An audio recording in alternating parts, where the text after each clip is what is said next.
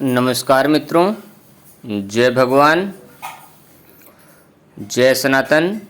कल शाम को एक क्या बल्कि दो घटनाएं ऐसी घटित हुईं जिनके विषय में आपको बताना बहुत ज़रूरी है। इनको जानने के बाद आप भगवान की पहचान करने में और ज़्यादा सक्षम और समर्थ हो जाओगे। जैसे कि हम पहले भी बता चुके हैं कि जानकार संतों ने कहा है कि खुद को पहचानो, खुद जीव हो। तुम्हारे साथ जितने भी जीव गुनियागिरी बाधा समस्या किए कराए के कारण या तुम्हारी अपनी पूज्यमानता के कारण, पितर के रूप में या देवता के रूप में या राक्षस के रूप में, जिस भी रूप में आपने पूजा हुआ है, उस रूप के जीव आपके साथ लगे हुए हैं। चाहे दूसरों ने बाधा समस्या करने कराने में आपके साथ लगा दिया हो, चाहे आपने खुद पूज पाज के प्रणाम श्रद्धा करके मान मना लिया हो, बैठा लिया हो। बैठाता हर आदमी खुद से जानबूझ करके नहीं है, लेकिन फिर भी इनकी प्रक्रियाएं होती हैं कि आप इनके प्रति श्रद्धा लगाओ, जरा सा भी दिखाओगे, प्रणाम करोगे, ये तुरंत आपको पकड़ लेंगे, आपको छोड़ेंगे नहीं। तो यह प्रक्रियाएं होती हैं। इसलिए जानकार संतों ने कहा है कि खुद को पहचानो। जब आप खुद को पहचानने लगोगे तभी आप अपने कर्म दायित्वों और करने योग्य कर्मों को, जिम्मेदारियों को तभी आप पूरा कर पाओगे। अन्यथा ये सब आपको आपकी जिम्मेदारियों से पृथक करके अपनी जिम्मेदारियों को पूरा कराने के मार्ग पर आपको भटका देते हैं। इसीलिए कहा जाता है कि देवी देवता राक्षस जीव कर्म बंधन में फांसने वाले होते हैं, फंसाने वाले होते हैं, मुक्ति देने वाले नहीं होते हैं। ये खुद अपने कर्म बंधनों के जाल में फंसे हुए जीव हैं। अब कल क्या घटनाएं घटित हुई? एक रात को लगभग 8 साढ़े 8 बजे घटित हुई। एक हमारे मित्र हैं सक्सेना जी, टीवी रिपेयरिंग का काम करते हैं। तो उन्होंने कहा कि जो है चर्चा ऐसे सत्संग होने लगी, तो भगवान की चर्चा हो रही थी, कुछ प्रसंगों पर बात हो रही थी, पहचान और तमाम तथ्यों पर हमारी अपने लोगों से बातचीत होती रहती है, अपने जीवन अनुभवों पर। उसी आधार पर उनसे बातचीत हो रही थी। जब उनसे बातचीत हो रही थी तो उस समय प्रसंग आया कि देवियाँ, हमने कहा देवी देवता राक्षस तो सब जानते हैं कि हम देवी देवता राक्षस त्याग चुके हैं।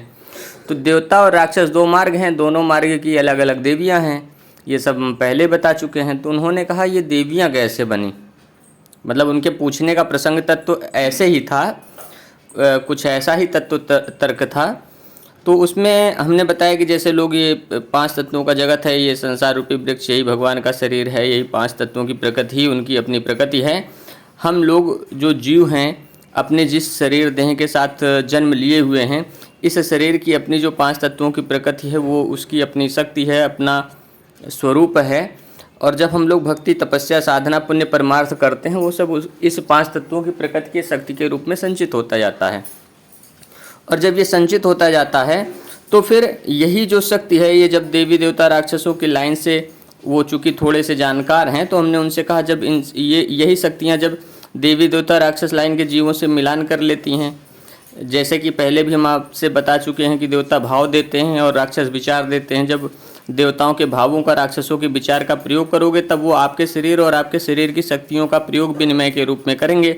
इस तरह से आपकी अपनी शक्ति फंस जाती है देवी देवता राक्षसों के चंगुल में, यानी कि उनसे आपकी शक्ति का मिलान हो जाता है। तो ये मिलान वाली बात जो है कम लोग जानते हैं, लेकिन जो जानते हैं वो इस बात को अच्छे से समझ सकते हैं कि ये मिलान वाली बात हम उनसे क्या कह रहे हैं। अब जो पुराने समय से देवी देवता राक्षस की भक्ति तपस्या करते चले आ रहे हैं लोग, उनके मार्ग की, वो लोग अपना पुण्य परमार्थ तपस्या भक्ति जो करते रहे हैं, तो उनकी जो शक्तियां रहीं वो देवी देवता राक्षसों के लाइन से मिलान में फंस गई हैं। तो जब देवी देवता राक्षसों के लाइन से वो शक्तियां मिलान में फंस गई हैं तो उसमें परिस्थितियां क्या बनी? अब परिस्थितियां ऐसी बन गई कि जो हमने आपसे पहले भी बताया है कि ये जो देवता और राक्षस हैं, ये जो है छाया योनि के जीव हैं, छाया में फंसे हुए जीव हैं। इसीलिए कहा जाता है कि किसी पर कोई सवारी आती है तो पूछा जाता है, कहा जाता है कि किसकी छाया आई हुई है। या फिर कोई जगह ज़मीन हम देखते हैं तो पूछते हैं भैया यहाँ पर किसकी छाया है, सही है गलत है कैसी है। तो ये सब हम लोग देखते विचारते हैं। तो अब यहाँ पर अगर हम देखें तो जो हमारी शक्तियाँ रही हैं, हमारे पूर्वज लोगों की जो बुजुर्ग रहे हैं, जो देवी देवता राक्षस लाइन में पितर के रूप में फंसे हुए हैं। क्योंकि जब कोई भी मरता है मनुष्य, तो उसका जब अंत्येष्ट कर्म करा जाता है, अब तो लोग तमाम अन्य मरे हुए जीवों का अंत्येष्ट कर्म करना, उनको जलाना और दफनाना शुरू कर दिए हैं। तो इसमें क्या है कि जो जीव फंसते हैं, दबते, जो जीव मरते हैं और जो है उनका जो है जैसे ही फलाने फलाने फलाने करके संकल्प करा करके अंत्येष्ट कर्म करवाया जाता है, तो वो पितरयोन में फंस जाते हैं। यानी देवी देवताओं की गुनियागिरी के जाल में वो जीव फंस जाता है और उसका कहीं पर पुनर्जन्म नहीं हो पाता है, और इस तरह से वो पितर के रूप में बैठ जाता है। तो हम पहले भी बता चुके हैं कि जो कानपुर के बिठूर के जो संत रहे, जिन्होंने यहाँ की ब्रह्मकील का जो मेन आश्रम है, उस मेन आश्रम के जो संत रहे, उन्होंने अपना अंत्येष्ट कर्म नहीं करवाया था। इन्हीं सब जानकारी की वजह से उन्होंने लोकाचार में बस कह दिया कि उनका शरीर जो है ऐसे ही प्रवाहित कर दिया जाए गंगा जी में, और अन्य जीवों के काम आ जाए। किसी भी तरह का अंत्येष्ट कर्म गुनियागिरी ना कराई जाए, मतलब किसी भी तरह का अंत्येष्ट कर्म शुद्ध तेरही या किसी भी तरह का कोई भी कार्यक्रम न कराया जाए, ताकि वो जानते थे उनके अगले जन्म में ये चीज़ें बाधा डाल देंगी। ये सब गुनियागिरी की ही चीज़ें हैं। तो अब उस बात को जानते समझते हुए समझिए कि ये जितने भी अंत्येष्ट कर्म करके मनुष्य तो पूरा पहले से चलते चले आ रहे हैं फंसते हुए, लेकिन जो लोग अन्य जीवों का अंत्येष्ट कर्म करके उनको जो है पितरयोन में फंसा दिए हैं, वो भी सब तो बाधा समस्या करते कराते हैं।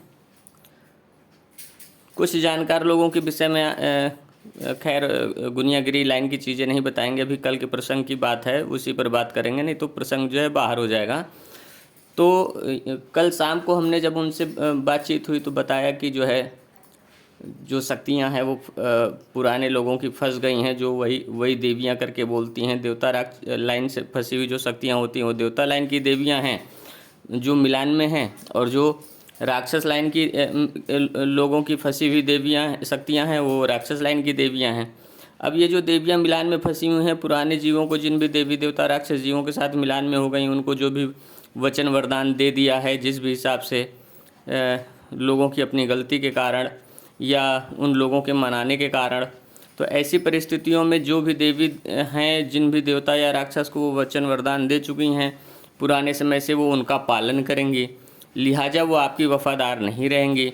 इस वजह से देवियां फंसाती हैं, और तमाम देवियों के नाम पर जो मेन देवियां हैं वो खुल के चल बोल भी नहीं पाती। देवियों के नाम पर जो तमाम उनकी जो प्रेतिन हैं, जो पितर लाइन से फंसी हुई हैं, ये देवियां आपके अपने भक्ति, परमार्थ, पुण्य, तपस्या, सेवा से जो आपकी अपनी शक्ति बन रही है, अगर आप इनके प्रति श्रद्धा रखोगे तो आपके साथ उत्पन्न हो रही शक्ति को भी ये फंसा लेंगी, और जब ये फंसा लेंगी तो फिर उस शक्ति को का ये शोषण कर लेंगी। इस तरह से तपस्या को चुराते हैं देवी देवता राक्षस लोग।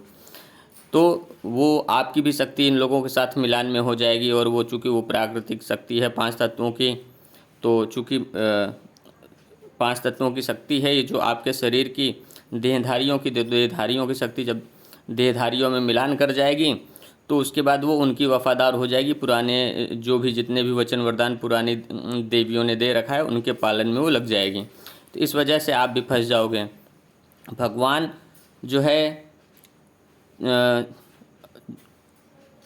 जड़ और चेतन, चेतन में भी चेतन और अचेतन, ये परिस्थितियां हैं। 2 विभाग हो गए हैं चेतन में भी, एक हो गया है चेतन और एक है अचेतन। जैसे आपके मस्तिष्क में चेतन मस्तिष्क और अचेतन मस्तिष्क कहा जाता है। अचेतन मस्तिष्क में जो है कुछ भी नहीं होता, वहाँ पर केवल प्राकृतिक जो 5 तत्वों की शक्तियाँ वही अपना पूरा कार्य करती हैं। जब वो चेतन रूप धारण करती हैं तब जीवों के देहधारियों के रूप में वहाँ पर चेतन मस्तिष्क जागृत होता है देहधारियों में, और वहीं पर आत्मा जगती है। तो वहाँ पर जब चेतन मस्तिष्क में आत्मा जगती है जीव के साथ में, वो अपना कर्म करती है, प्रकृति को संभालने का कार्य करती है, संसार को, सृष्टि को संभालने का काम करती है, करने योग्य कर्म करती है। तो इस तरह से ये संसार जो है चलता है। तो इसी वजह से हमने आपको बताया था, या अब आप समझ सकते हो कि हमने क्यों कहा था पहले कि जब तक मनुष्य है किसी भी ब्रह्मांड में, किसी भी ब्रह्मांड के किसी भी आकाशगंगा में, तभी तक वो ब्रह्मांड स्थिर है। अगर मनुष्य प्रजाति खत्म हो गई तो उस ब्रह्मांड को खत्म हो जाना है। वो इसी वजह से हमने कहा था, क्योंकि चेतन जो है वो मनुष्य का ही संपूर्ण तरीके से जागृत हो पाता है, संपूर्ण तरीके से करने योग्य कर्म और जिम्मेदारियों का निर्वहन करने में सक्षम हो पाता है। इसके अलावा अवचेतन में जो 5 तत्वों की मूल प्रकृति के कार्य हैं सिर्फ वही होते हैं। वहाँ पर अवचेतन की क्षमताएं तो बहुत विशाल और अनंत हैं, लेकिन वहाँ पर वो करने योग्य कर्म जो 5 तात्विक जगत में स्थूल रूप में प्रत्यक्ष रूप में करने वाली क्षमताएं होती हैं वो अवचेतन में नहीं बल्कि चेतन में होती है, जो इस 5 तत्वों के पिंड शरीर को चला करके विभिन्न करने योग्य कर्मों और जिम्मेदारियों दायित्वों का निर्वहन करती है। तो इस तरह से आप समझ गए होंगे कि किस तरह से देवियाँ फंसती हैं, शक्ति फंसती है, तपस्या चोरी होती है। चोरी होने का मतलब वो अपने पुराने कार्यों और पुराने जीवों को जो वचन वरदान दिए हैं उसको पूरा करने में फंस जाती है, लग जाती है। इस तरह से मिलान हो जाता है। तो ये बात हमने उनसे बताई थी कि देवियाँ वो मिलान की हुई शक्तियाँ हैं, तो मिलान की हुई शक्ति कभी वफादार नहीं होती है, इसलिए अपनी तपस्या का शुद्ध भाग लेकर के चलना चाहिए। और इसी वजह से हमने देवी देवता राक्षसों का त्याग कर दिया है कि उनसे किसी भी तरह के मिलान और व्यवस्था से हमें कोई मतलब नहीं है।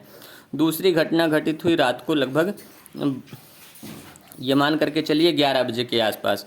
हमारे एक मित्र हैं, वो थोड़े से तांत्रिक गुनिया जानकार हैं, तो चूँकि हमारी उनसे भी चर्चा होती रहती है कि भाई जो भी जीव फंसा हुआ है, गुनियागिरी में फंसा हुआ है, मारण भी उनका एक बार हुआ था तो उसमें भी भगवान से मना दिया था तो कार्य हो गया था, संभाल दिया गया था उनको, आयु वहाँ पर उनकी बढ़ गई थी।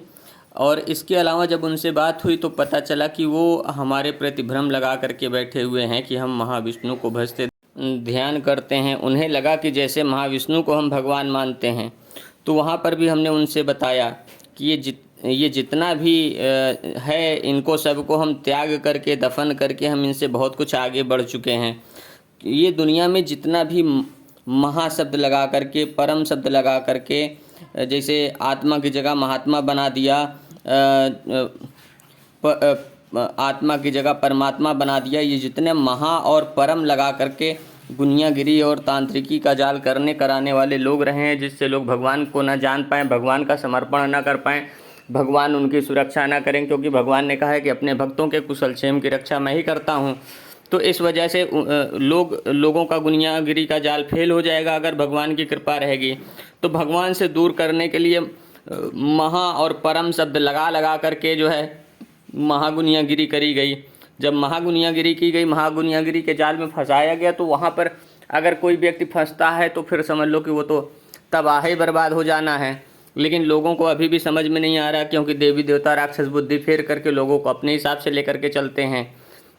जबकि 28 फरवरी 2022 को जब हमने देवी देवता राक्षसों का त्याग किया था, तो उसके बाद से हम लोगों को स्पष्ट सारी चीज़ें जब हम अपनी पृथक करते निराल करते चले आ रहे हैं, जैसे जैसे जो है भगवान के तत्व का ज्ञान हो रहा है, स्पष्ट प्रकट हो रहा है भगवान का तत्व, उसी तरह से हम बताते चले आ रहे हैं। भगवान का दिया सब कुछ ज्ञान है, सब कुछ है, इसी वजह से हम बहुत आगे हैं। गुनियागिरी के जाल से तभी बच पाए हैं। न जाने कितने जन्मों के संस्कार हमारे जगे हुए हैं एक साथ, और कहाँ से जगे हुए हैं ये सब बताने वाली बातें भी नहीं हैं, ना कोई इसको जान पाएगा ना समझ पाएगा।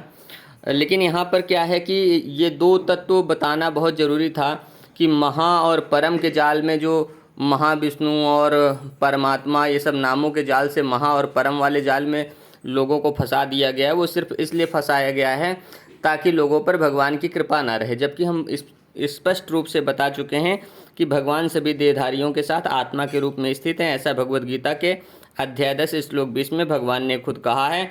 देवी देवता राक्षस सभी ज्ञानों को लोप करा देते हैं, मानवता का नाश करा देते हैं, जिसकी वजह से प्राकृतिक प्रलय आ जाती है, सब कुछ नष्ट हो जाता है। जब सब कुछ नष्ट हो जाता है तो उसके बाद सभी जीव, चूँकि इनके देवी देवता राक्षसों की गुनियागिरी के जाल में फंसे हुए थे, तो उन्हीं की योनि में चले जाते हैं।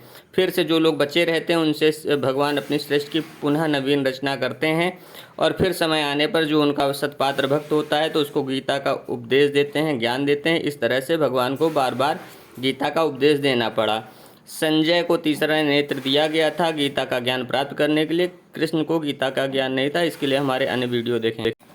हमारी प्लेलिस्ट है आध्यात्मिक समस्याओं की काट। आध्यात्मिक समस्याओं की काट हमारे चैनल पर प्लेलिस्ट है दी हुई, उसको आप देखिए। उसमें तमाम वीडियो आध्यात्मिक समस्याओं की काट के लिए पड़े हुए हैं। आध्यात्मिक समस्याएं यानी देवी देवता राक्षसों की समस्याएं हैं। आत्मविद्या जो भगवान की विद्या है, जिससे ये संसार रूपी वृक्ष बना हुआ है।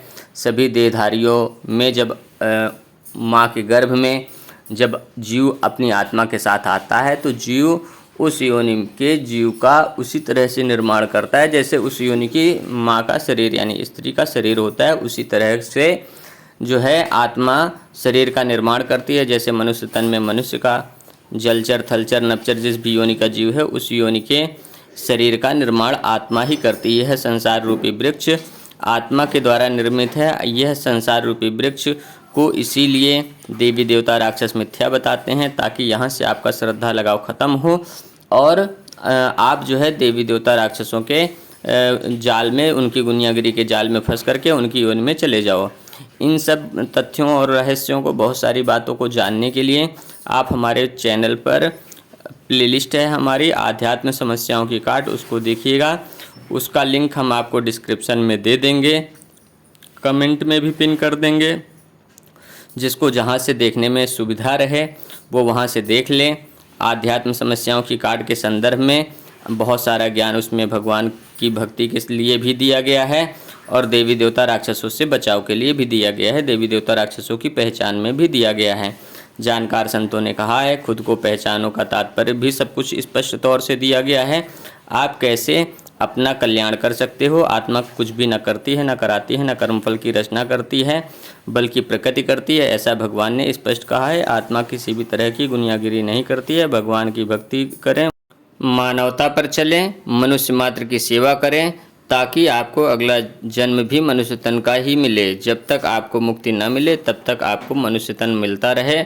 इस तरह की श्रद्धा भक्ति के साथ अपनी आत्मा की भक्ति करें, अपने जीव के लिए आत्मबल और आत्मविश्वास बढ़ाएं। इसी के साथ मैं अपनी वाणी को विराम देता हूँ। भक्तों के कल्याण और पालन रक्षा के लिए भगवान कृपा बनाए रखें। सभी भक्तों को नमस्कार, प्रणाम।